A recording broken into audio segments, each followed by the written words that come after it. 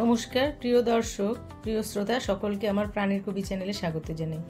আজ আপনারা গোড়া উপন্যাসের ৮ম অধ্যায় থেকে শুনবেন। এই উপন্যাসটি কবিগুরু রচনা করেছিলেন 1907 সালের সেপ্টেম্বর থেকে 1910 সালের মার্চ মাস পর্যন্ত। এটি প্রবাসী পত্রিকায় তখন ধারাবাহিকভাবে প্রকাশিত হয়েছিল। সেই সময় ব্রিটিশ শাসনের কবল থেকে ভারতকে মুক্ত করার জন্য সারা ভারতেরই রাজনৈতিক অবস্থা ছিল খুব উত্তাল। এর মধ্যে অন্যতম একটি ঘটনা ঘটে গিয়েছিল 1908 সালের 11ই আগস্ট। ক্ষুদিরাম বসুর তখন ফাঁসি হয়েছিল কিংসফোর্ড সাহেবকে মারার চেষ্টা করার জন্য। 1907 সাল নাগাদ জাতীয় কংগ্রেসের সুরাট অধিবেশনে কংগ্রেস ভেঙে যায় চরমপন্থী এবং নরমপন্থী দলে। গোড়া উপন্যাসটির রচনাকালটা ছিল এরকমই। গোড়া এবং বিনয় উপন্যাসের দুই প্রধান চরিত্র, দুজনেই ছিল অভিন্ন হৃদয় বন্ধু। আগের অধ্যায়েতে আপনারা জেনেছেন বিনয় গোড়ার কথা অমান্য করেই লক্ষ্মীয়ার হাতে এসে জল খেয়েছে এবং লক্ষ্মীয়ার হাতের তৈরি রান্না খেয়েছে আনন্দময়ীর কাছে এসে। সেই থেকে একটা বাঁধ যেন ভেঙে গিয়েছে। ৮ম অধ্যায়তে কবি লিখছেন, এই একটা বাঁধ ভাঙিয়া যাইতেই বিনয়ের হৃদয়ের নতুন বন্যা আরও যেন উদ্দাম হইয়া উঠিল। আনন্দময়ীর ঘর হইতে বাহির হইয়া রাস্তা দিয়া সে যেন একেবারে উড়িয়া চলিল। মাটির স্পর্শ তাহার যেন পায়ে ঠেকিল না। তাহার ইচ্ছা করিতে লাগিল মনের যে কথাটা লইয়া সে এই কয়দিন সংকোচে পীড়িত হইয়াছে তাহাই আজ মুখ তুলিয়া সকলের কাছে ঘোষণা করিয়া দেয়। বিনয় যে মুহূর্তে ৭৮ নম্বরের দরজার কাছে আসিয়া পৌঁছিল, ঠিক সেই সময়ই পরেশও বিপরীত দিক থেকে সেখানে উপস্থিত হইলেন। পরেশবাবু বললেন, আসুন আসুন বিনয়বাবু। বড় খুশি হল। এই বলিয়া পরেশ বিনয়কে তাহার রাস্তার ধারের বসিবার ঘরটাতে লইয়া গিয়া বসাইলেন। একটি ছোট টেবিল, তাহার একধারে পিঠওয়ালা বেঞ্চি, অন্য ধারে একটা কাঠের ও বেতের চৌকি, দেওয়ালে একদিকে যীশুখ্রিস্টের একটি রং করা ছবি এবং অন্যদিকে কেশববাবুর ফটোগ্রাফ। টেবিলের ওপর ২-৪ দিনের খবরের কাগজ ভাঁজ করা, একটি ছোট আলমারি, তাহার উপরের থাকে থিওডোর পার্কারের বই সারি সারি সাজানো রহিয়াছে দেখা যাইতেছে। আলমারির মাথার উপরে একটি গ্লোব কাপড় দিয়া ঢাকা রহিয়াছে। বিনয় বসিল। তাহার বুকের ভিতর হৃৎপিণ্ড ক্ষুব্ধ হইয়া উঠিল। পরেশ কহিলেন, সোমবারে সুচরিতা আমার একটি বন্ধুর মেয়েকে পড়াতে যায়। সেখানে সতীশের একটি সমবয়সী ছেলে আছে, তাই সতীশও তার সঙ্গে গেছে। আমি তাদের সেখানে পৌঁছে দিয়ে ফিরে আসছি। আর একটু দেরি হলেই তো আপনার সঙ্গে আর দেখা হতো না। খবরটা শুনিয়া বিনয় একই কালে একটা আশাভঙ্গের খোঁচা এবং আরাম মনের মধ্যে অনুভব করিল। পরেশের সঙ্গে তাহার কথাবার্তা দিব্য সহজ হইয়া আসিল। গল্প করিতে করিতে একে একে পরেশ আজ বিনয়ের সমস্ত খবর জানিতে পারিলেন। বিনয়ের বাপ মা নাই। খুড়িমাকে লইয়া খুড়া দেশে থাকিয়া বিষয়কর্ম দেখেন। তাহার খুড়তো 2 ভাই তাহার সঙ্গে এক বাসায় থাকিয়া পড়াশোনা করিত। বড়টি উকিল হইয়া তাহাদের জেলা কোর্টে ব্যবসা চালাইতেছে। ছোটটি কলকাতায় থাকিতেই ওলাউঠা হইয়া মারা গিয়াছে। খুড়ার ইচ্ছা বিনয় ডেপুটি ম্যাজিস্ট্রেট চেষ্টা করে, কিন্তু বিনয় কোনো চেষ্টাই না করিয়া নানা বাজে কাজে নিযুক্ত আছে। এমনি করিয়া প্রায় 1 ঘণ্টা কাটিয়া গেল। বিনয় বিনা প্রয়োজনে আর বেশিক্ষণ থাকিলে অভদ্রতা হয়, তাই বিনয় উঠিয়া পড়িল। কহিল, বন্ধু সতীশের সঙ্গে আমার আর দেখা হলো না, দুঃখ রইল। তাকে খবর দেবেন আমি এসেছিলুম। পরেশবাবু কহিলেন, আর একটু বসলেই তাদের সঙ্গে দেখা হতো। তাদের ফেরবার বড় আর দেরি নেই। এই কথাটুকুর উপরে নির্ভর করিয়া আবার বসিয়া পড়িতে বিনয়ের লজ্জা বোধ হইল। আর একটু পীড়াপড়ি করিলে এসে বসিতে পারিত, কিন্তু পরেশ অধিক কথা বলিবার বা পীড়াপিড়ি করিবার লোক নহেন। সুতরাং বিদায় লইতে হইল। পরেশ বলিলেন, আপনি মাঝে মাঝে এলে খুশি হব। রাস্তায় বাহির হইয়া বিনয় বাড়ির দিকে ফিরিবার কোনো প্রয়োজন অনুভব করিল না। সেখানে কোনো কাজ নাই। বিনয় কাগজে লিখিয়া থাকে, তাহার ইংরেজি লেখা সকলে খুব তারিফ করে, কিন্তু গত কয়দিন হইতে লিখিতে বসিলে লেখা মাথায় আসে না। টেবিলের সামনে বেশিক্ষণ বসিয়া থাকাই দায়, মন ছটফট করিয়া ওঠে। বিনয় তাই আজ বিনা কারণেই উল্টা দিকে চলিল। দুপা যাইতেই একটি বালক কণ্ঠে চিৎকার ধ্বনি শুনিতে পাইল, বিনয়বাবু, বিনয়বাবু। মুখ তুলিয়া দেখিল, একটি ভাড়াটে গাড়ির দরজার কাছে ঝুঁকিয়া পড়িয়া সতীশ তাহাকে ডাকাডাকি করিতেছে। গাড়ির ভিতরের আসনে খানিকটা শাড়ি, খানিক সাদা জামার আস্তিন। যেটুকু দেখা গেল তাহাতে আরোহীটি যে কে তাহা বুঝিতে কোনো সন্দেহ রহিল না। বাঙালি ভদ্রতার সংস্কার অনুসারে গাড়ির দিকে দৃষ্টি রক্ষা করা বিনয়ের পক্ষে শক্ত হইয়া উঠিল। ইতিমধ্যে সেইখানেই গাড়ি হইতে নামিয়া সতীশ আসিয়া তার হাত ধরিল, কহিল, চলুন আমাদের বাড়ি। বিনয় কহিল, আমি যে তোমাদের বাড়ি থেকে এখনই আসছি। সতীশ বলছে, বাহ, আমরা যে ছিলুম না, আবার চলুন। সতীশের পীড়াপিড়ি বিনয় অগ্রাহ্য করিতে পারিল না। বন্দীকে লইয়া বাড়িতে প্রবেশ করিয়াই সতীশ উচ্চস্বরে কহিল, বাবা, বিনয় বাবুকে নিয়ে এসেছি। বৃদ্ধ ঘর হইতে বাহির হইয়া ঈষৎ হাসিয়া কহিলেন, শক্ত হাতে ধরা পড়েছেন, শীঘ্র ছাড়া পাবেন না। সতীশ, তো দিদিকে ডেকে দে। বিনয় ঘরে আসিয়া বসিল। তাহার হৃৎপিণ্ড বেগে উঠিতে পড়িতে লাগিল। পরেশ কহিলেন, হাঁপিয়ে পড়েছেন বুঝি? সতীশ ভারী দুরন্ত ছেলে। ঘরে যখন সতীশ তাহার দিদিকে লইয়া প্রবেশ করিল, তখন বিনয় প্রথমে একটি মৃদু সুগন্ধ অনুভব করিল। তাহার পর শুনিল পরেশবাবু বলিতেছেন, রাধে, বিনয়বাবু এসেছেন, একে তো তুমি জানোই। বিনয় চকিতের মতো মুখ তুলিয়া দেখিল সুচরিতা তাহাকে নমস্কার করিয়া সামনে চৌকিতে বসিল। এবার বিনয় প্রতি নমস্কার করিতে ভুলিল না। সুচরিতা কহিল, উনি রাস্তা দিয়ে যাচ্ছিলেন, ওকে দেখবার মাত্রই সতীশকে আর ধরে রাখা গেল না, সে গাড়ি থেকে নেমেই ওকে টেনে নিয়ে এলো। আপনি হয়তো কোনো কাজে যাচ্ছিলেন, আপনার কোনো অসুবিধা হয়নি তো? সুচরিতা বিনয়কে সম্বোধন করিয়া কোনো কথা কহিবে বিনয় তাহা প্রত্যাশাই করে নাই। সে কুণ্ঠিত হইয়া ব্যস্ত হইয়া বলিল, না, আমার কোনো কাজ ছিল না, অসুবিধা কিছুই হয়নি।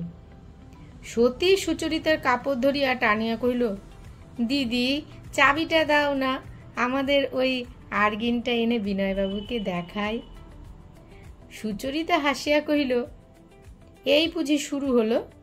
যার সঙ্গে বক্তিয়ারের ভাব হবে আর রক্ষে নেই, আর্গিন তো তাকে শুনতেই হবে, আরও অনেক দুঃখ তার কপালে আছে।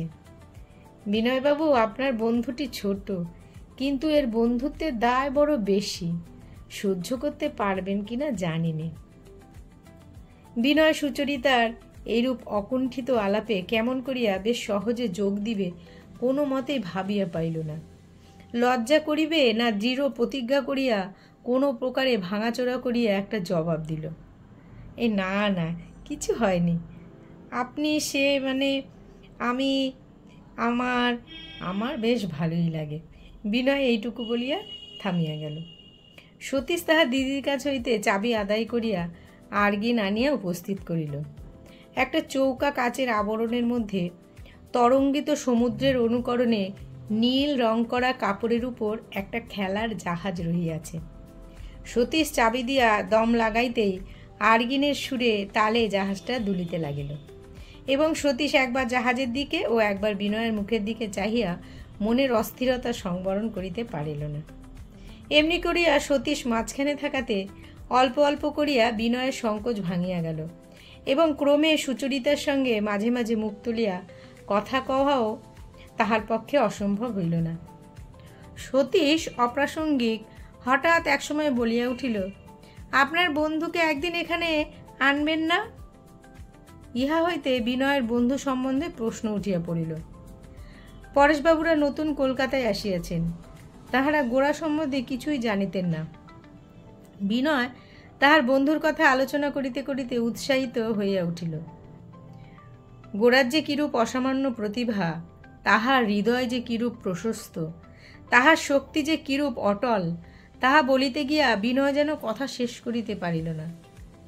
গোরা যে একদিন সমস্ত ভারতবর্ষের উপরে মধ্যাহ্ন সূর্যের মতো প্রদীপ্ত হইয়া উঠিবে, বিনয় কহিল, এ বিষয়ে আমার সন্দেহ মাত্র নাই।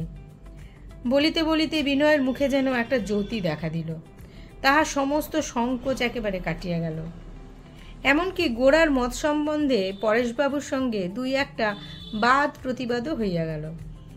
বিনয় বলিল, গোরা যে হিন্দু সমাজের সমস্তই অসংকোচে গ্রহণ করতে পারছে, তার কারণ সে খুব একটা বড় জায়গা থেকে ভারতবর্ষকে দেখেছে।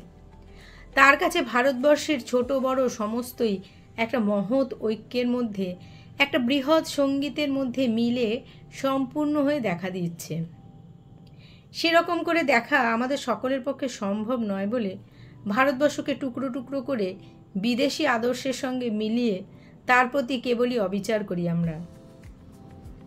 সুচরিতা কহিল, আপনি কি বলেন জাতিভেদটা ভালো? এমনভাবে কহিলেন যেন সে সম্বন্ধে কোনো তর্কই চলিতে পারে না।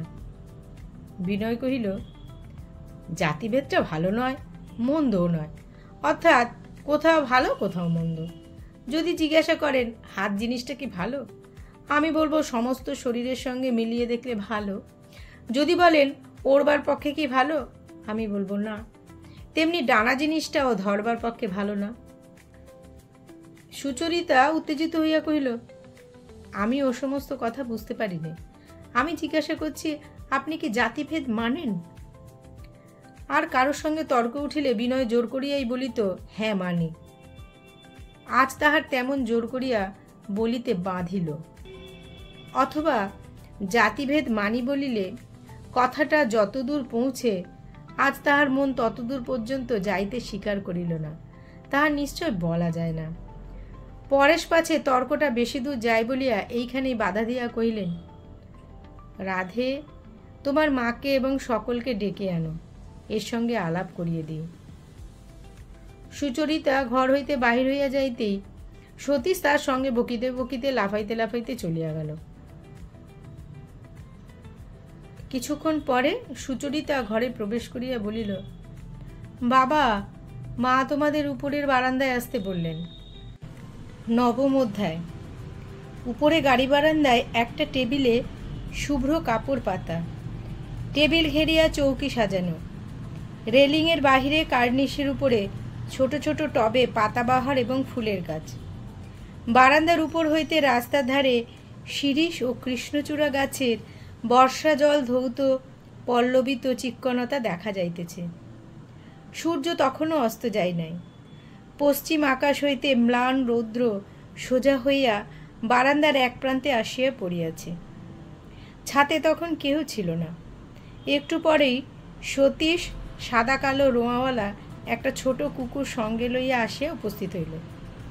তাহার নাম খুদে।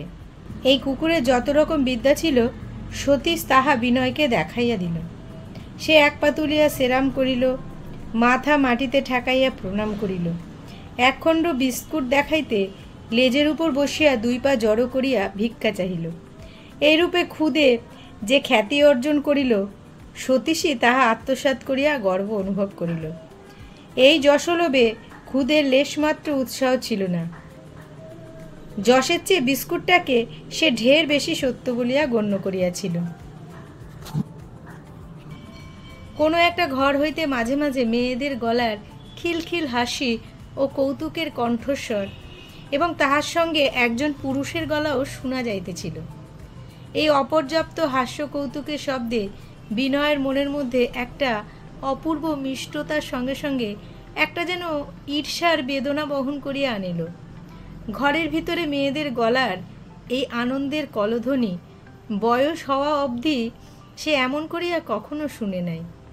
এই আনন্দের মাধুর্য তাহার এত কাছে উচ্ছ্বসিত হইতেছে, অথচ ইহা হইতে এত দূরে। সতীশ তাহার কানের কাছে কি বলিতেছিল বিনয় তাহার মন দিয়া শুনিতেই পারিল না। পরেশবাবুর স্ত্রী তাহার 3 মেয়েকে সঙ্গে করিয়া ছাতে আসিলেন সঙ্গে একজন যুবক আসিল, সে তাহাদের দূর আত্মীয়। পরেশবাবুর স্ত্রীর নাম বরদা সুন্দরী। তাহার বয়স অল্প নহে, কিন্তু দেখিলে বোঝা যায় যে বিশেষ যত্ন করিয়া সাজ করিয়া আসিয়াছেন।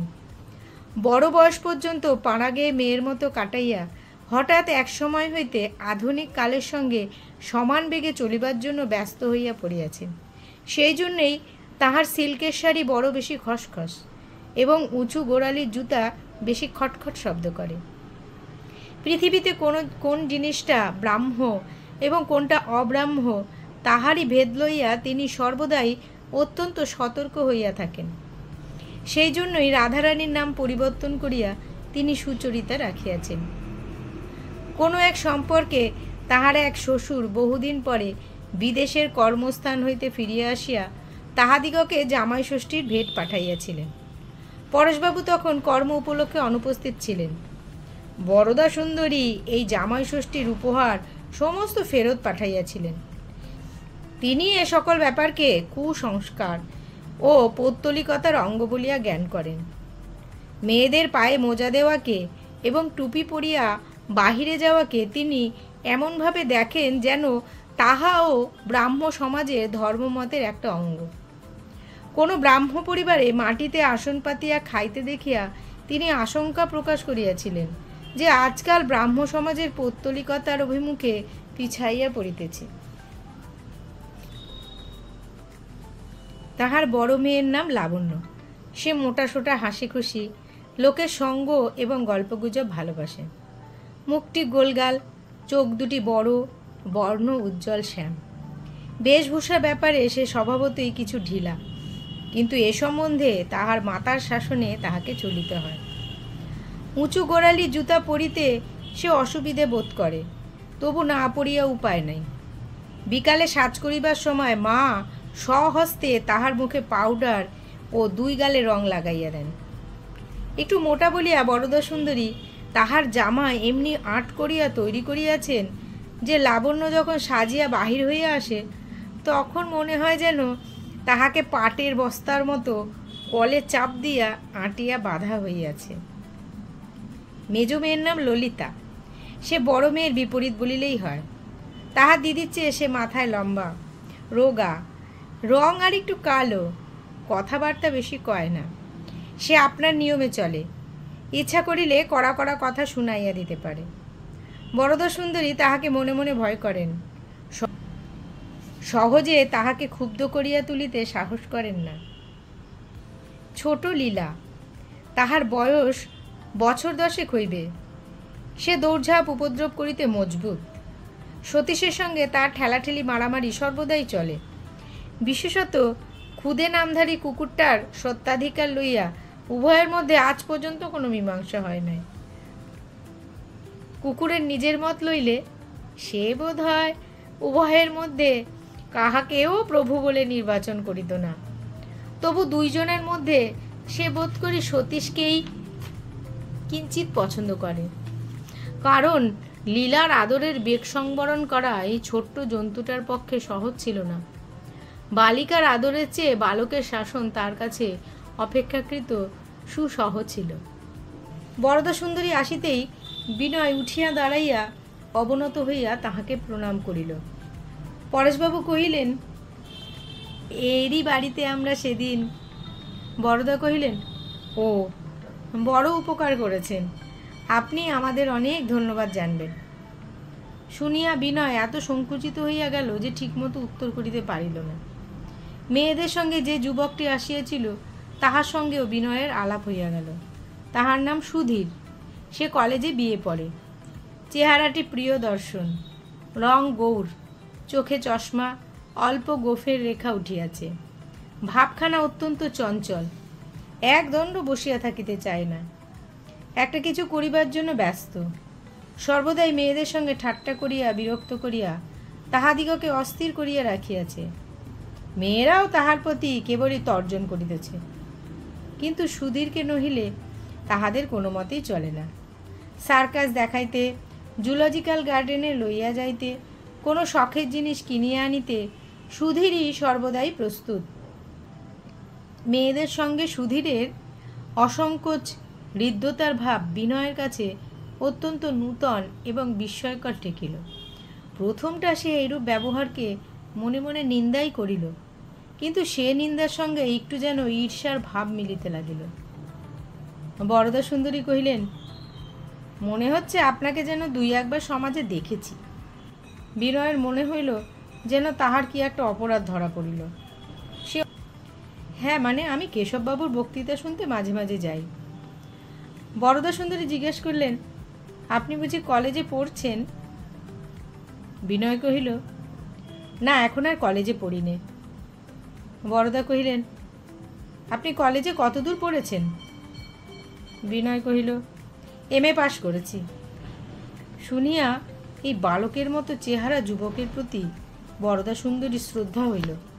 তিনি নিঃশ্বাস ফেলিয়া পরেশের দিকে চাহিয়া কহিলেন, আমার মনু যদি থাকত তবে সেও এতদিন MA পাশ করে বের হতো।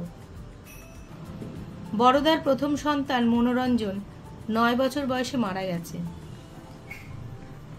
যে কোনো যুবক কোনো বড় পাশ করিয়াছে বা বড় পদ পাইয়াছে, ভালো বই লিখিয়াছে বা কোনো ভালো কাজ করিয়াছে যদি শোনেন, বড়দার তখনই মনে হয় মনু বাঁচিয়া থাকিলে তাহার দ্বারাও ঠিক এইগুলি ঘটিত। যাহা হোক, সে যখন নাই, তখন বর্তমানে জনসমাজে তাহার মেয়ে 3টির গুণ প্রচারই বরদা সুন্দরীর একটা বিশেষ কর্তব্যের মধ্যে ছিল। তাহার মেয়েরা যে খুব পড়াশুনো করিতেছে, এ কথা বরদা বিশেষ করিয়া বিনয়কে জানাইলেন। মেম তাহার মেয়েদের বুদ্ধি ও গুণপনা সম্বন্ধে কবে কি বলিয়াছিল তাহাও বিনয়ের অগোচর রহিল না। যখন মেয়ে স্কুলে প্রাইজ দিবার সময় লেফটেন্যান্ট গভর্নর এবং তাহার স্ত্রী আসিয়াছিলেন, তখন তাহাদিগকে তোড়া দিবার জন্য স্কুলের সমস্ত মেয়েদের মধ্যে লাবণ্যকেই বিশেষ করিয়া বাছিয়া লওয়া হইয়াছিল, এবং গভর্নরের স্ত্রী লাবণ্যকে উৎসাহজনক কি একটা মিষ্ট বাক্য বলিয়াছিলেন, তাহাও বিনয় শুনিল। অবশেষে বরদা লাবণ্যকে বলিলেন, যে সেলাইটার জন্য তুমি প্রাইজ পেয়েছিলে সেইটা নিয়ে এসো তো মা। একটা পশমে সেলাই করা টিয়া পাখির মূর্তি এই বাড়ির আত্মীয় বন্ধুদের নিকট বিখ্যাত হইয়া উঠিয়াছিল। মেমের সহযোগিতায় এই জিনিসটা লাবণ্য অনেক দিন হইল রচনা করিয়াছিল। এই রচনায় লাবণ্যর নিজের কৃতিত্ব যে খুব বেশি ছিল তাহাও নয়, কিন্তু নূতন আলাপি মাত্রই এটা দেখাতেই হইবে সেটা ধরা কথা। পরেশ প্রথম প্রথম আপত্তি করিতেন, কিন্তু সম্পূর্ণ নিষ্ফল জানিয়ে এখন আর আপত্তিও করেন না। এই পশমের টিয়া পাখির রচনা নৈপুণ্য লইয়া যখন বিনয় 2 চক্ষু বিস্ময়ে একেবারে বিস্ফারিত করিয়াছে, তখন বেহারা আসিয়া একখানি চিঠি পরেশের হাতে দিল। চিঠি পড়িয়া পরেশ প্রফুল্ল হইয়া উঠিলেন, কহিলেন, বাবুকে উপরে লইয়া আয়। বরদা জিজ্ঞেস করলেন, কে আসছে? পরেশ কহিলেন, আমার ছেলেবেলাকার বন্ধু কৃষ্ণদয়াল তার ছেলেকে আমাদের সঙ্গে পরিচয় করার জন্য পাঠিয়েছেন। হঠাৎ বিনয়ের হৃৎপিণ্ডটা লাফাইয়া উঠিল, তাহার মুখ বিবর্ণ হইয়া গেল। তাহার পরক্ষণেই সে হাত মুঠা করিয়া বেশ একটু শক্ত হইয়া বসিল, যেন কোনো প্রতিকূল পক্ষের বিরুদ্ধে সে নিজেকে দৃঢ় রাখিবার জন্য প্রস্তুত হইয়া উঠিল। গোরা যে এই পরিবারের লোকদিগকে অশ্রদ্ধার সহিত দেখিবে ও বিচার করিবে, ইহা আগে হইতে বিনয়কে যেন কিছু উত্তেজিত করিয়া তুলিল।